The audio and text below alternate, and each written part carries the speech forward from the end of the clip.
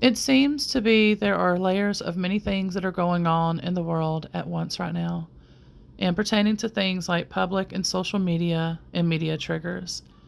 And this blog is going to help with learning to embody sovereignty and action for humanitarian consciousness, including twin flame. So, this is a video from a blog. I am reading the blog, and this video is also going on my blog and on my YouTube channel. So, you can watch it in full on my YouTube channel. Info will be in this video and description where to watch it in full. Before I get into it, there's actually going to be two blogs that I'm going to be reading. I'm reading the first one that I had created first, and then it goes into this one next, which will be the second one. So, the first one, this one is called Twin Flame Embodiment Under Pressure, Union and Reunion. Phase. When flow turns into pressure. Many on the twin flame path expect union and reunion to arrive through ease, synchronicity, and effortless flow. And while those qualities do exist, there is a lesser discussed phase that often arrives right before physical or stabilized reunion, a phase where things feel pressurized, oddly disrupted, or less fluid than before. If you've noticed unexpected tension in your body or heart, small things suddenly going wrong or feeling off, a need to consciously calm yourself in moments that previously felt easy, heightened awareness of your nervous system and how you respond under intensity.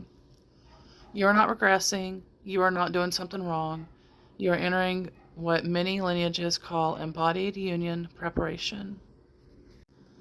The collective shift, what the divine masculine and divine feminine are experiencing. Collectively, the twin flame field is moving out of seeking love and into learning how to hold love in the body.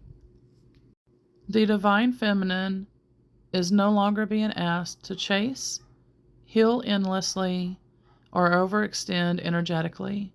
Instead, she is being guided to stay sovereign while open, remain embodied while activated, hold love without bracing or collapsing. This often shows up as a new awareness of tension, pressure, or subtle dysregulation, not as failure, but as feedback. The divine masculine. The divine masculine, whether conscious of it or not, is under pressure to stabilize internally. Many are facing awakening through responsibility rather than escape, decisions that require grounded presence, nervous system recalibration that mirrors the feminine's work. This is why many feel the feminine is holding steady while the masculine is being compressed into awakening. The phase explained, embodiment under pressure. This phase is not about emotional healing anymore. It is about containment. Union does not test how much love exists. Union tests whether the body can stay relaxed while love intensifies, remain present without dissociation, allow activation without tightening to control. Pressure is introduced intentionally, not to break you, but to teach your system how to stay open under intensity. This is why life may feel like it's walking instead of flowing. You are learning how to walk with love embodied. Why this phase often appears right before reunion. Reunion is not just energetic, it is somatic. Two activated nervous systems coming into proximity require regulation, grounding, coherence. Without embodiment, even deep love can destabilize connection. This phase prepares both counterparts to meet without overwhelm, stay without running, love without losing self. Spiritual practices for embodied union. These practices are not about fixing yourself, they are about staying within yourself. Heart, body, anchoring. Place one hand on your heart and one on your lower belly. Breathe slowly and say internally, I can stay open here. Let sensation move without forcing it away. Number 2, softening under activation. When tension arises, soften your jaw, drop your shoulders, and relax the tongue. Do not try to relax, allow relaxation. Number 3, embodied presence practice. When life feels pressured, ask, where am I bracing? Bring awareness, not correction, to that place. Awareness itself restores flow. Journaling prompts for this phase. You can use these prompts to deepen integration. Where do I feel pressure in my body when love or intensity increases? What happens when I allow that sensation instead of managing it? How does my body respond when I choose softness over control? In what ways am I learning to stay present rather than prepare for impact? What would embodied union feel like inside my body, not just my heart? A message for both counterparts. This phase is not about doing more. It is about becoming more fully here. If you are experiencing pressure, tension, or disruption, it does not mean union is far away. Often it means it is close enough that your body is being invited to catch up to your soul. Trust the guided training. Trust your guidance. You're not being delayed. You are being stabilized. Close in reflection. Union is not just a meeting of hearts. It is a meeting of nervous systems, bodies, and grounded presence. This phase teaches the final language of love, how to stay, and that is what makes reunion last. You are exactly where you need to be. My personal example story.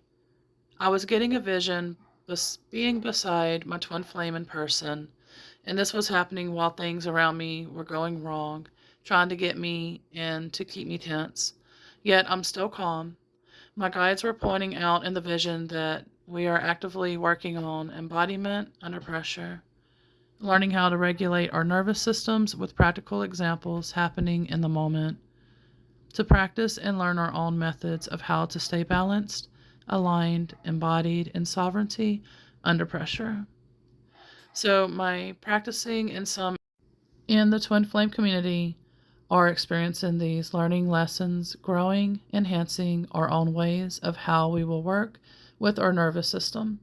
I am experiencing this too. This is my guided example. And now we go into the second blog that I created after my comment that I had received from a older blog. And you'll see I explain all of that. Embodied sovereignty in action, public triggers, twin flame union, and humanitarian consciousness are teaching us. This blog is not about silencing nor voicing one's own opinion that might be shared with others too. This is about empowering yourself and enlightening yourself at the same time, and how you might find ways that can be helpful in your search for your curiosity and your growth.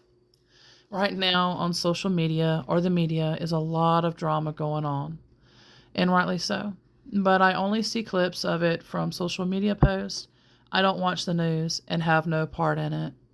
But I have seen some clips that, yes, are extremely heartbreaking. And I know this blog will stir up some unintentional triggers in many ways. So I apologize now for that, but I'm also staying true to my beliefs, emotions, feelings, etc. For me, there are truths, and some others might resonate and align with these truths, and others will disagree too and be triggered, and of course, rightly so. But my hope is this. I want all of us to stop and think and get curious. Learn and figure our ways of our own growth into becoming a humanitarian or an enlightened humanitarian, and how our truths fit for our own selves, but to also be mindful of others as well, as all of us are valid. Your voice and truths, my voice and truths. We all live together on this planet. How can we work together? That is the question for that. But this is my truths and my voice in this blog, just as yours are heard in the comments too. You can also create your own blogs or social media, podcasts, videos, and posts, and share yours too. This might be your calling, your time to create some right now. so you're even heard further. If so, read on or listen on, since this is a video. And this might have some educational ways that might be helpful in your blog, etc., for your creations. Learn from and research from a teacher's or mentor's, etc. perspective. And observe, be guided, learn, create. Expand your views. Use this time to grow and become embodied. Many are focusing their time and attention with their either unaware or aware dysregulated nervous system and creating more unnecessary emotional drama than it should be. Many who are aware and mindful want to be mindfully present here and available with a regulated nervous system, so we can offer what's needed from an embodied sovereign space. What might help is to stop focusing on the news or anything keeping your nervous system dysregulated. The media and posts are purposely triggering any types of triggers and creating chaos, havoc, and uncertainty, keeping people's nervous systems dysregulated and keep dividing going on.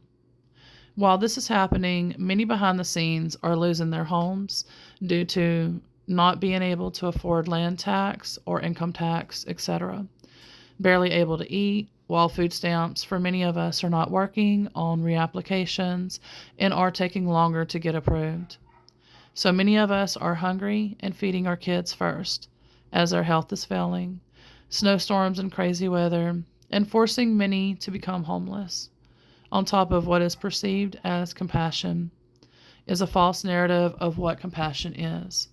It is not obsessing over someone hurt or taken out and thinking it's a need to voice opinions and emotions, focusing the energies on emotional dysregulation. This feeds the negativity that many are talking about. Compassion and sovereignty is able to care for self and others in a regulated way without overgiving or losing oneself in the emotions. Becoming stronger and able to handle triggers and what is energetically and emotionally thrown at us. What can help is practicing by focusing on yourself, focus on your loved ones, focus on your family, your community, and what you can do right now. Learn to regulate your nervous system during that time. That is the most highly important thing that you can treat yourself to, is learning to regulate your nervous system and how you will handle things in an embodied, compassionate, sovereignty type of way. Then you can come back to all the chaos and all the stuff going on around you through the news or however social media, etc. And you can come back with a calm, clear head, heart that is practical and grounded and can help you to speak your voice in a humanitarian type of way. When we each wake up to our own truths, our humanitarian views, we are able to speak, handle, and react with love and care for each other. What's important is how we act or react. If we keep handling things in a triggering way, that is driven by ego and not awakened, then it will keep continuing the same cycle of another person not healing and becoming for our evolution together. You can awaken in any way that you want. Find your path, your truth, your way, and actively work on any type of inner healing, like inner child work, shadow work, dark night of the soul, etc. Dig in and get to work. Don't think it's just one and done. This is a lifetime of inner healing and awakening. You can call it spiritual, metaphysical, Christian, or create your own name. But doing whatever name you want to call it and making that change within will be what is going to heal humanity and coexist together. Co-create, learn, peace, love, and harmony, so we can all keep working towards a better world for generations to come. Working with people, we need patience, compassion, and understanding, and learning sovereignty with healthy boundaries. Not, I'm throwing any kind of boundaries up and I am a queen or I am a king. No, actually grounded, mature boundaries. That's what you will face and not run from, and what you will or won't tolerate. but still handled with care, compassion, and understanding. No, none of this of I'm pouting and I'm putting my foot down and walking away. What does that solve or do? No one has the answers for you but you. So dig in, do the work, and discover you. Share the ways that work for you. Embodied sovereignty in action. What public triggers, twin flame union, and humanitarian consciousness are teaching us. Why I'm sharing this experience. I want to share a real lived moment of embodiment, not as something perfected, but as something practiced in real time. After I created the previously blog, which I just read, that is called the Twin Flame Embodiment Under Pressure, Union, and Reunion. I'll put both of them in the description. I saw I had a comment on an older blog. Perfect timing to get real world public practice in by embodying sovereignty and compassion with understanding. This blog is not about being right. It's not about convincing anyone of a belief. It's about what happens inside us when pressure, disagreement, or misunderstandings arise, and how awakening matures when we stay present rather than reactive. This experience came through a public comment on my work, and it became a teaching moment, not just for others, but for me. The moment, feeling the trigger without becoming it. When I read the comment, I noticed something immediately. My body tensed, frustration arose, a familiar urge to defend or explain appeared. But this time, something was different. The sensation lasted only a few seconds. I felt it. I didn't suppress it. I didn't act from it. I stayed present. That alone showed me how much embodiment had already occurred. What embodiment actually means. Embodiment is not the absence of emotion. It is the capacity to remain conscious while emotion moves through the body. True embodiment looks like awareness before reaction, choice instead of compulsion, boundaries without aggression, compassion without self-abandonment. This is not spiritual bypassing. It is spiritual maturity, responding instead of reacting. When I choose to respond, I didn't do so to correct or to convert. I responded to honor multiple perspectives, clarify my intention as an educator, hold space without shrinking, maintain sovereignty without superiority. I wasn't trying to win. I was practicing standing calmly in my own frequency while allowing others to stand in theirs. That is embodied sovereignty. Humanitarian consciousness versus fragmented awakening. One thing that surfaced afterwards was a soft sadness. Not personal sadness, but collective. A grief that comes from seeing how often awakening still shows up as defensiveness, division, my truth versus yours. Humanitarian consciousness asks something different from us. It asks, can we listen without needing agreement? Can we coexist without dominance? Can we allow curiosity instead of correction? Awakening that cannot hold difference is incomplete. The twin flame perspective, why this matters for union. From a twin flame lens, this experience is essential preparation. Union is not sustained by belief alignment. It is sustained by nervous system coherence and emotional regulation. Twin flames activate each other deeply. Without embodiment, that activation turns into reactivity, projection, withdrawal, conflict. Embodiment teaches us how to stay present under activation, hold intensity without collapse, and love without losing self. This is why so many on the twin flame path are currently being trained through pressure rather than bliss. A collective initiation. Many awakened individuals, twin flame or not, are moving into a new phase. This phase is not about acquiring more knowledge, it's about how we show up when our nervous system is engaged. Public dialogue, disagreement, and visibility become the classroom. We are being asked to embody what we teach. Reflection practices for the reader. If you want to explore this within yourself, consider the following: somatic awareness. Where do I feel tension when I am challenged?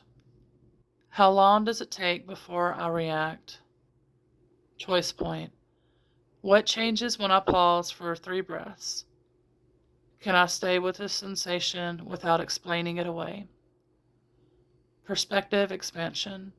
Am I listening to respond or to understand? Can multiple truths coexist without threat?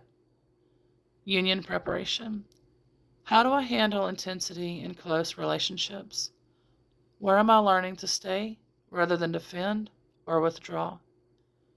An invitation, not a conclusion.